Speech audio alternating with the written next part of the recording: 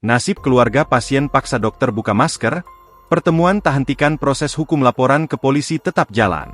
RSUD Sekayu menegaskan laporan yang dibuat Dr. Syahpri Putra Wangsa terhadap keluarga pasien yang viral memaki dan memaksanya membuka masker tetap berlanjut di kepolisian.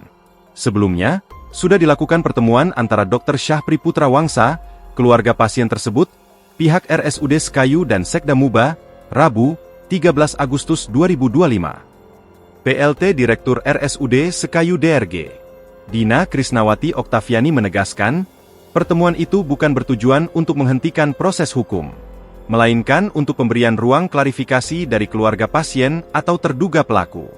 Pihak RSUD Sekayu akan tetap memastikan, mendampingi, mendukung, mengawal proses hukum yang tetap berlanjut sesuai ketentuan yang berlaku dan sepenuhnya menjadi kewenangan aparat kepolisian serta penegak hukum, ujarnya, Kamis, 14 Agustus 2025. Menurutnya, hasil pertemuan tersebut hanya menjadi bahan pertimbangan aparat penegak hukum dan bukanlah keputusan akhir.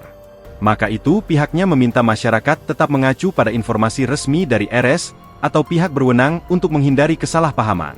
RSUD Sekayu juga berterima kasih dan terbuka terhadap kritik maupun saran dari masyarakat terkait sarana, prasarana, dan pelayanan kesehatan yang disediakan.